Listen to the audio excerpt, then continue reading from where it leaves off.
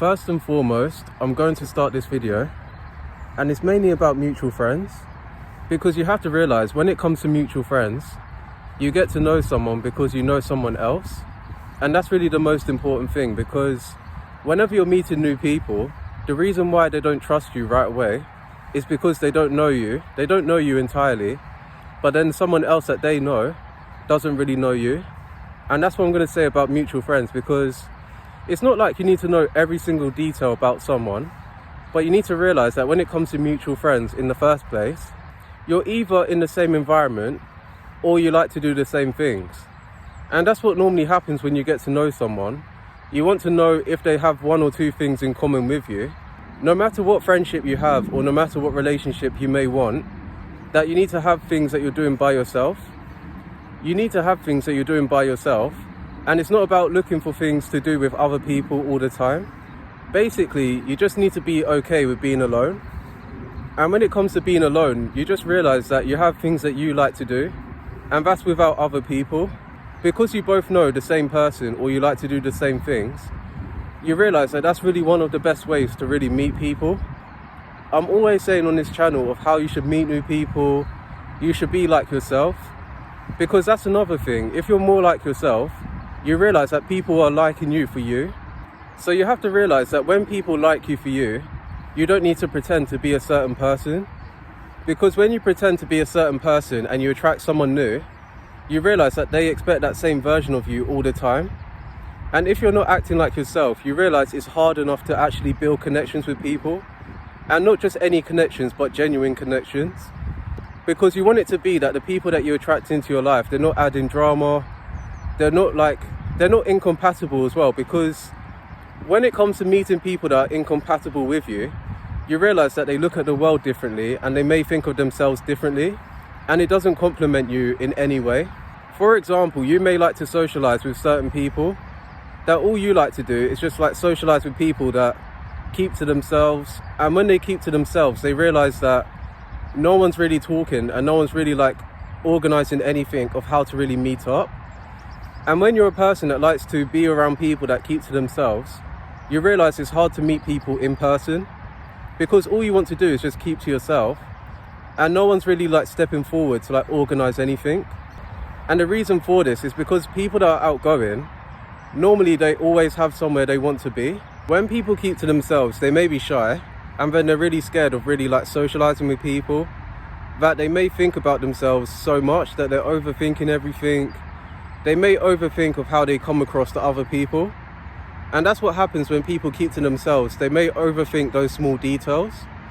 But when it comes to someone that's very outgoing, that's very social, they don't mind having a conversation with other people.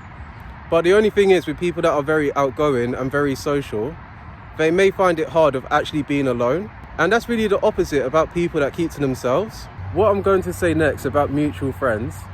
So for example, the way that you think about yourself and the way that you think about the world is either the same or is very similar to someone else. And that's what draws you to someone else, because you either have things in common or you think about the same things.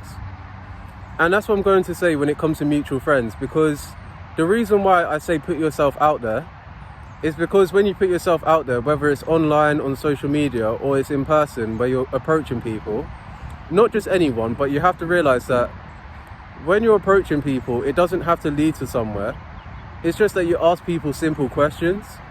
And when you ask people simple questions and you start to see people more often, you realize that you're going to eventually be friends with that person, or they will at least know about you.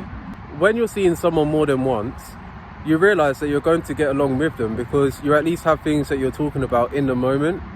And it's only that environment that really makes you become friends with that person. So that's why when you're being friends with people, you just have to be yourself, and you have to put yourself out there, because it's also important that other people also make effort as well. A friendship in general shouldn't be one-sided. You need to make sure that people are putting in effort. Obviously, you're going to know people in a certain environment, but outside of that environment, you want people to put in effort as well. And that's what I'm going to say when it comes to mutual friends, because the more that you see someone often, and for example, you may approach someone just once, but you realize that it doesn't go anywhere at all because people don't want nothing to do with you. And sometimes it's not really on you, Sometimes it's because that person doesn't see themselves being friends with you.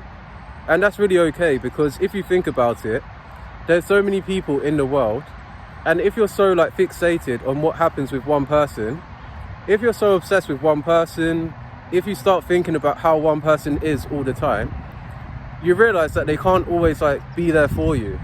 If you start to choose your friends correctly, you realize that friendships can last longer than relationships.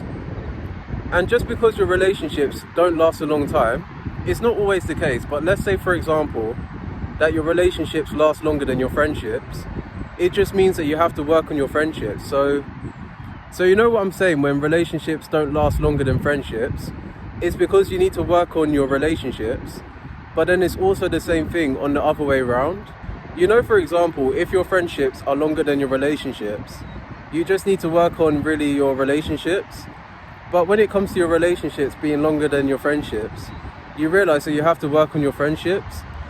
And that's why people say that there's always room for improvement. You always have an opportunity of really meeting new people. And just because you didn't create the best first impression with someone else, you realize that you get to meet so many different people, and to make sure that you don't repeat the same mistakes.